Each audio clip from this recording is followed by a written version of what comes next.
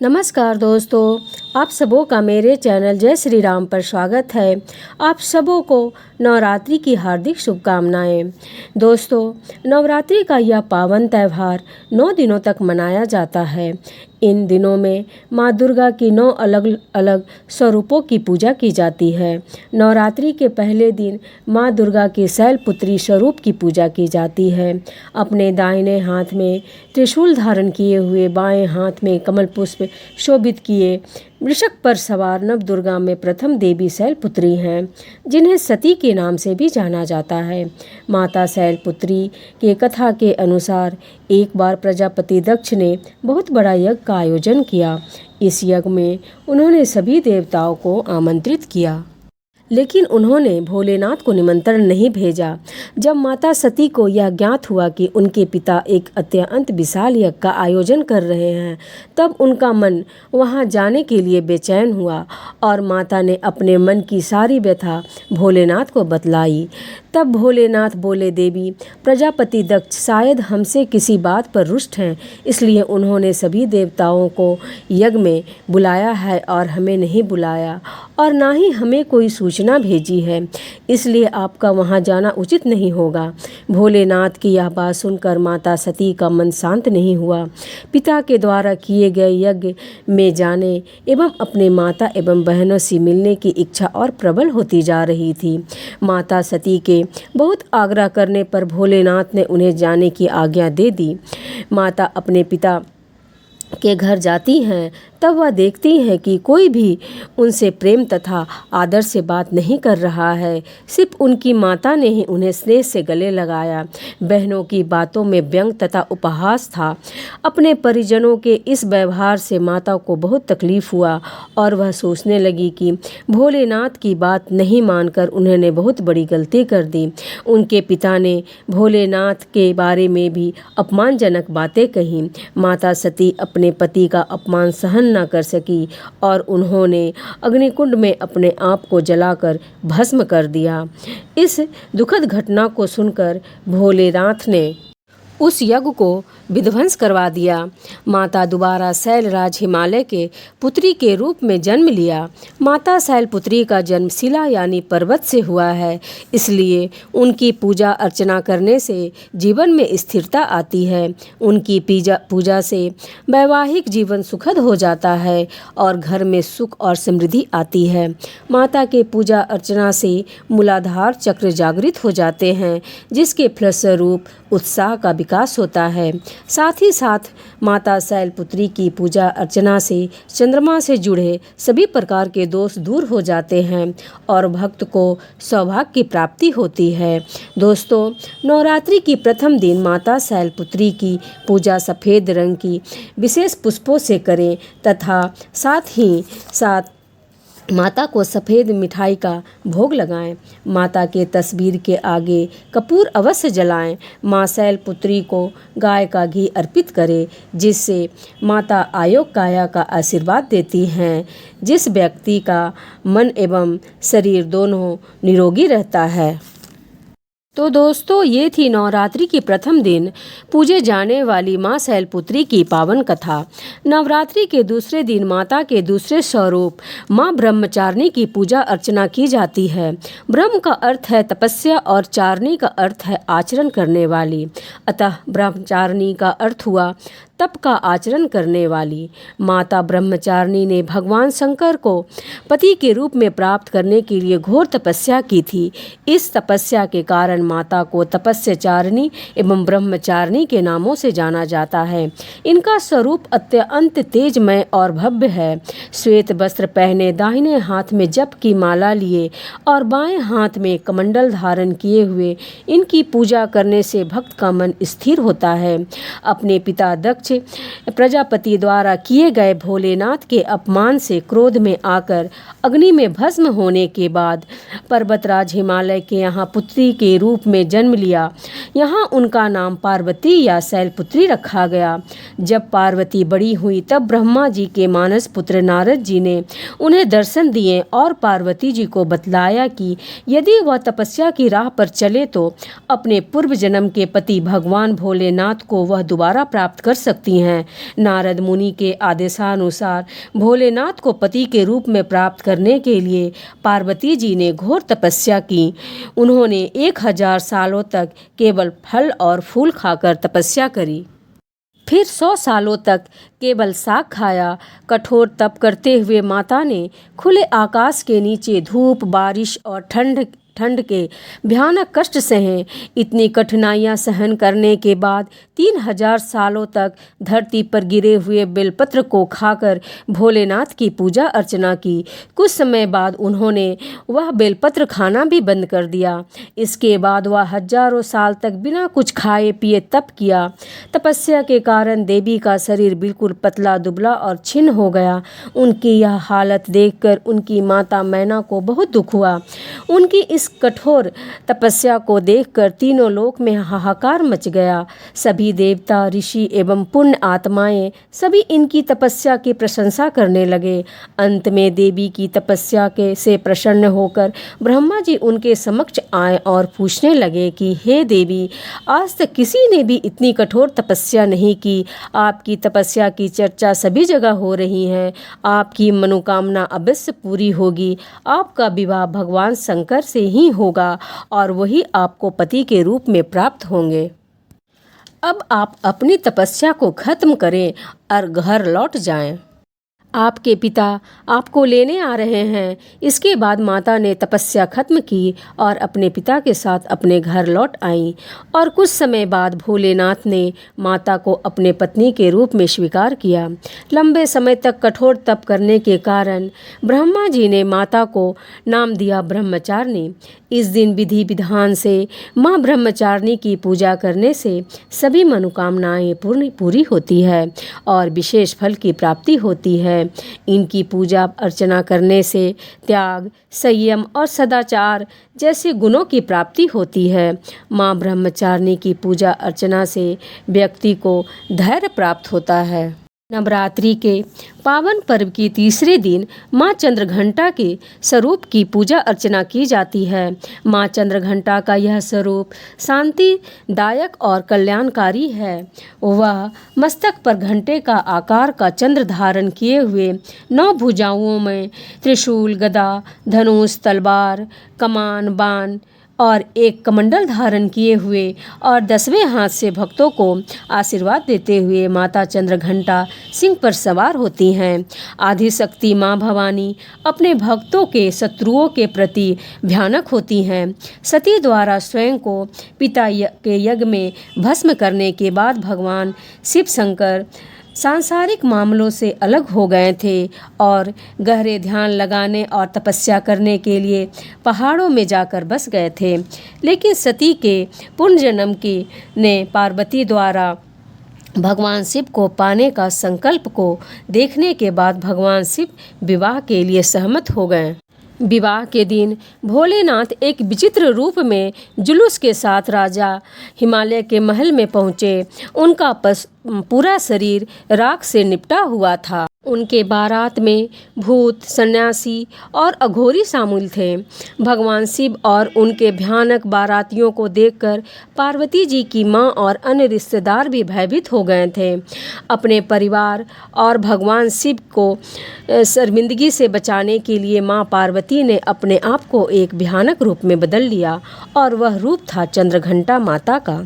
इस रूप में उनका रंग सुनहरा था और उनकी 10 भुजाएं थीं। चंद्रघंटा के रूप में माँ पार्वती ने भगवान शिव से प्रार्थना की वह एक सुंदर राजकुमार का रूप धारण करे और अपने सभी बारातियों को भी बदल दे। इस प्रकार भगवान शिव एक सुंदर राजकुमार का रूप लेकर अपने विवाह में शामिल हुए और बारातियों को भी बदल दिया। उसके बाद माता पार्वती का भोलेनाथ के साथ बहुत ही धूमधाम से विवाह हुआ। शिव विवाह के दिन महाशिवरात्रि के रूप में मनाया जाता है। माता चंद्रघंटा की कृपा से भक्तों के सभी पाप, संकट, शारीरिक एवं मानसिक कष्ट दूर हो जाते हैं। शेर पर सवार होकर माँ चंद्रघंटा अपने भक्तों को उदारता का अनुभव कराती हैं। जो भक्त सच्चे मन से चंद्रघंटा माँ की पूजा अर्चना करते हैं वो अपनी चारों ओर दिव्य आभा का अनुभव करते हैं। माँ चंद्रघंटा दुष्टों को विनाश करने के लिए तैयार रहती हैं। अपने भक्तों के लिए वे हमेशा दयालु माँ के रूप में प्रकट होती हैं। माता चंद्रघंटा की पूजा करने से सांसारिक कष्टों से मुक्ति मिलता है। माता चंद्रघंटा को लाल रंग की विशेष फूल अर्पित करनी चाहिए, लाल फल चढ़ाने चाहिए। माँ चंद्रघंटा की पूजा करते समय घंटी अवश्य बजानी चाहिए। माता को दूध या दूध से बनी चीज़ अर्पित करनी चाहिए। मखाने की खीर से माता को अति प्रसन्नता होती है। नवरात्रि के चौथे दिन माँ कुष्मांडा की पूजा की जाती है। माता कुष्मांडा की 8 भुजाएं हैं। माता के 7 हाथों में कमंडल, धनुष, बाण, कमल पुष्प, अमृत कलश, चक्र और गदा है। वहीं माता के 8वें हाथ में रुद्राक्ष की माला है। कुष्मांडा माँ शेर की सवारी करती हैं। यह भक्तों को निर्भरता का आभास कराता है। माँ कुष्मांडा की पूजा करने से सभी प्रकार की सुखों की प्राप्ति होती है। कुष्मांडा का अर्थ है ऊर्जा का एक पवित्र गोला, एक ऐसा गोला जिसमें ब्रह्मांड की रचना की है। जी हाँ भक्तों, ऐसा कहा जाता है कि जब सृष्टि का अस्तित्व नहीं था और चारों तरफ अंधेरा ही अंधेरा छाया था, तब एक छोटे से ऊर्जा के गोले ने जन्म लिया। वह ऊर्जा का गोला देखते ही देखते चारों ओर प्रकाशित होने लगा। फिर उस गोले ने एक नारी का रूप लिया। वह नारी आदि स्वरूप, आदि शक्ति माँ कुष्मांडा है। इनका निवास स्थान सूर्यमंडल के भीतरी लोक में है, जहाँ निवास करने की क्षमता और किसी भी देवी देवता में नहीं है। यहाँ निवास करते हुए माता सभी प्राणियों को ऊर्जा प्रदान करती हैं। सृष्टि की रचना और उनके पालन के लिए माँ कुष्मांडा ने सबसे पहले 3 प्राणियों की रचना की। वो तीनों सर्वोच्च देवियाँ थीं। माता ने अपनी बाईं आँख से एक आतंकारी रूप बनाया जिसका नाम महाकाली रखा। अपने माथा पर उपस्थित आँखों से उन्होंने दूसरा रूप बनाया, उसका नाम उन्होंने लक्ष्मी रखा। इसके बाद माता ने अपनी दाईं आँख से तीसरा रूप बनाया जिसका नाम उन्होंने सरस्वती रखा। माता कुष्मांडा के तेज के द्वारा माँ काली के शरीर से एक नर और एक नारी ने जन्म लिया। नर को भगवान शिव का नाम दिया गया, वहीं नारी को सरस्वती का नाम दिया गया। माता कुष्मांडा की शक्ति और महालक्ष्मी माता के शरीर से एक नर और एक नारी ने जन्म लिया। नर को ब्रह्मा और नारी को लक्ष्मी कहा गया। इसी प्रकार माता कुष्मांडा की शक्ति और माँ सरस्वती के शरीर से जो नर और नारी उत्पन्न हुए उनका नाम विष्णु और शक्ति रखा गया। माता कुष्मांडा ने भगवान शिव को शक्ति, ब्रह्मा जी को सरस्वती और विष्णु जी को लक्ष्मी पत्नी के रूप में प्रदान किए। इसके बाद माता कुष्मांडा ने स्वयं एक शक्ति और ऊर्जा के रूप में सूर्य में प्रवेश किया। माता कुष्मांडा की पूजा अर्चना करने से भक्तों को समृद्धि, शक्तियाँ, सुख और मोक्ष प्राप्त होता है। माता अपने भक्तों की बीमारियाँ और परेशानियाँ, उनके सभी कष्टों के साथ नष्ट कर देती हैं।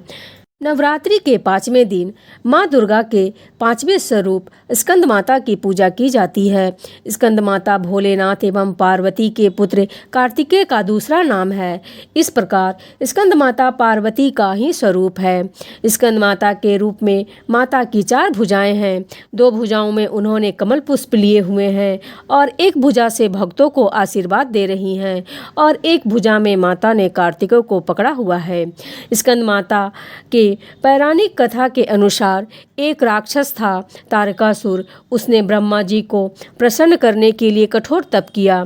उनके तप से प्रसन्न होकर ब्रह्मा जी उनके सामने प्रकट हुए और उन्हें मनवांछित फल मांगने को कहा। तब तारकासुर ने ब्रह्मा जी से अमर होने का वरदान मांगा। तब ब्रह्मा जी उसे समझाने लगे कि जिसका जन्म हुआ है उसकी मृत्यु निश्चित है। तब वह सोचने लगा कि शिव जी का विवाह तो कभी होगा ही नहीं और तब उसने ब्रह्मा जी से कहा कि वह वरदान दे कि उनकी मृत्यु भोलेनाथ के पुत्र के द्वारा ही हो। ब्रह्मा जी से ऐसा वरदान प्राप्त करके वह अत्याचारी बन गया।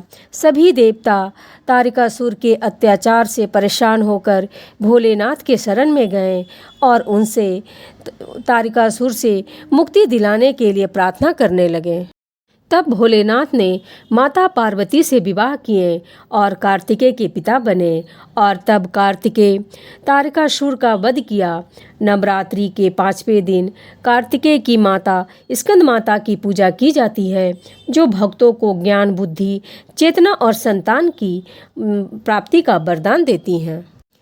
माँ दुर्गा के 6ठे दिन माँ कात्यायनी रूप की पूजा अर्चना की जाती है। माँ कात्यायनी बुराई का नाश करती हैं। जो व्यक्ति माँ कात्यायनी का पूजा करता है वह बहुत ही संवेदनशील और तेज दिमाग का व्यक्ति होता है। माता कात्यायनी की 4 भुजाएं हैं, जिसमें एक भुजा में शत्रुओं का अंत करने वाली तलवार है तो दूसरी भुजा में पुष्प है, जो भक्तों के प्रति इसके प्रेम को दर्शाता है। माता की तीसरी भुजा अभय मुद्रा में है, जो भक्तों को भय से मुक्ति प्रदान करता है। देवी की चौथी भुजा वर मुद्रा में है, जो उनके भक्तों को वरदान देती है। माता कात्यायनी की प्राचीन कथा के अनुसार देवी दुर्गा माता कात्यायनी का ये रूप अपने भक्त कात्यायन के लिए धारण किया था। देवी भागवत पुराण में एक ऐसी कथा मिलती है कि प्राचीन समय में कत्य नाम एक महान ऋषि थे। उनके पुत्र का नाम कात्या था। इसी गोत्र में महर्षि कात्यायन उत्पन्न हुए, जो भगवती की बड़ी कठोर तपस्या कर रहे थे। ऋषि कात्यायन आदि शक्ति के परम भक्त थे। उनकी इच्छा थी कि देवी उनके घर पुत्री के रूप में पधारे। इसके लिए ऋषि कात्यायन ने वर्षों तक कठोर तपस्या की। ऋषि की कठोर तपस्या से प्रसन्न होकर देवी ने ऋषि के घर पुत्री स्वरूप में प्रकट होना स्वीकार किया। कुछ समय बाद जब महिषासुर का अत्याचार पृथ्वी पर बढ़ने लगा, तब ब्रह्मा, विष्णु और महेश ने अपनी तेज द्वारा एक देवी को उत्पन्न किया। ऐसा प्रमाणित है कि यह देवी कात्यायनी कहलाई, क्योंकि सर्वप्रथम इनकी पूजा महर्षि कात्यायन ने की थी। 3 दिनों तक महर्षि कात्यायन के द्वारा की गई इस पूजा को देवी ने स्वीकार किया और उनकी पुत्री के रूप में प्रकट हुई और कात्यायनी कहलाई। इसके बाद देवी कात्यायनी ने महर्षि से विदा ली और महिषासुर को युद्ध के लिए ललकार कर उनका अंत किया। इसलिए उन्हें महिषासुर मंदनी भी कहा जाता है। माँ कात्यायनी को लाल रंग अति प्रिय है, इसलिए माँ कात्यायनी की पूजा लाल रंग की फूलों से करनी चाहिए। देवी कात्यायनी को शहद का भोग अवश्य लगाएं। माता कात्यायनी की पूजा अर्चना करने से भक्तों को निरोगी काया प्राप्त होती है। माता का भक्त भय मुक्त जीवन जीता है। जो भी कुमारी कन्याएं माता कात्यायनी की पूजा अर्चना करती हैं, उन्हें मनवांछित वर प्राप्त होता है। माँ कात्यायनी मानव को सुखद वैवाहिक जीवन का आशीर्वाद देती हैं। नवरात्रि के 7वें दिन आदिशक्ति माँ दुर्गा के कालरात्रि स्वरूप की पूजा की जाती है। पौराणिक कथाओं के अनुसार देवी के इस रूप की पूजा करने से दुष्टों का विनाश होता है। माँ के इस स्वरूप को वीरता और साहस का प्रतीक माना जाता है। दुष्टों का नाश करने के लिए आदिशक्ति ने यह रूप धारण किया था। भक्तों के लिए माँ कालरात्रि हमेशा शुभ फल देने वाली है, इसलिए माँ का नाम शुभांगी भी है। ऐसा मानना है कि माँ कालरात्रि की कृपा से भक्त हमेशा भय मुक्त रहते हैं। उन्हें अग्नि भय, जल भय, शत्रु भय, रात्रि भय आदि नहीं होता। कालरात्रि का शरीर रात्रि के अंधकार की तरह काला है। उनके बाल बिखरे हुए हैं और ये बिजली की चमक वाली माला धारण करती हैं। माँ के 4 हाथ हैं, इसमें से एक हाथ में गणरासा और एक हाथ में ब्रज है। इसके अलावा माँ का एक हाथ वर मुद्रा में है और दूसरा अभय मुद्रा में है। जब दैत्य शुंभ, निशुंभ और रक्त बीज ने तीनों लोक में हाहाकार मचा रखा था, तब चिंतित होकर सभी देवता भोलेनाथ के पास गए और उनसे रक्षा की प्रार्थना करने लगे। तब भगवान शिव ने माता पार्वती से राक्षसों का वध कर अपने भक्तों की रक्षा करने को कहा। शिव जी की बात मानकर माता पार्वती ने दुर्गा का रूप धारण किया और शुंभ निशुंभ का वध कर दिया। जब माँ दुर्गा ने दैत्य रक्त बीज को जब मौत के घाट उतारा तो उसके रक्त से अनेकों दैत्य रक्त बीज उत्पन्न हो गए। यह देखकर माँ ने अपने तेज से काल रात्रि को उत्पन्न किया। इसके बाद जब माँ दुर्गा ने दैत्य रक्त बीज का वध किया तो उसके शरीर से निकलने वाले रक्त को माँ काल रात्रि ने जमीन पर गिरने से पहले ही अपने मुख में भर लिया। इस तरह माँ दुर्गा ने रक्त बीज का भी वध कर दिया। माँ काल रात्रि की उपासना करने से ब्रह्मांड की सारी सीढ़ियों की दरवाजाएं खुल जाते हैं और तमाम आसुर शक्तियाँ उनके नाम के उच्चारण से ही भयभीत होकर दूर भागने लगते हैं। इसीलिए दानव दैत्य राक्षस भूत प्रेत उनके स्मरण से ही भागने लगते हैं। यह ग्रह बाधाओं को भी दूर करते हैं। इनकी कृपा से भक्त हर तरह के भय से मुक्त हो जाता है। नवरात्रि के अष्टमी दिन माँ दुर्गा की अष्टमी स्वरूप माँ दुर्गा की पूजा की जाती है। भगवत पुराण में बताया गया है कि भगवान भोलेनाथ के साथ उनकी अर्धांगिनी के रूप में माँ गौरी सदैव विराजमान रहती हैं। माँ गौरी का वस्त्र एवं आभूषण सफ़ेद रंग का है। माँ का वाहन बैल है जो भगवान शिव का भी वाहन है। माँ का दाहिना हाथ अभय मुद्रा में है और नीचे वाले हाथ दुर्गा शक्ति का प्रतीक त्रिशूल है। माँ गौरी के ऊपर वाले हाथ में भोलेनाथ का प्रतीक डमरू है। डमरू धारण करने के कारण माँ को शिवा के नाम से भी जाना जाता है। माँ का नीचे वाला हाथ अपने भक्तों को आशीर्वाद देता हुआ वर मुद्रा में है। पौराणिक कथा के अनुसार पर्वतराज हिमालय के घर जन्म लेने के बाद माँ पार्वती ने पति रूप में भोलेनाथ को प्राप्त करने के लिए कठोर तप किए। तपस्या करते समय माता हजारों साल तक निराहार रही, जिनके कारण माता का शरीर काला पड़ गया। वहीं माता के कठोर तपस्या से प्रसन्न होकर भोलेनाथ ने माता पार्वती को पत्नी के रूप में स्वीकार किया और माता के शरीर को गंगा के पवित्र जल से धोकर अत्यंत कांतिमय बना दिया। गंगा में स्नान करने से माता का स्वरूप और भी सुंदर हो गया और तब माता के इस स्वरूप को माता गौरी कहा गया। आपको बता दें कि माता पार्वती की माता भगवती का स्वरूप है। देवी भगवत पुराण के अनुसार महागौरी की पूजा मात्र से भक्तों के सभी पाप धुल जाते हैं। जय माता गौरी। जय श्री राम।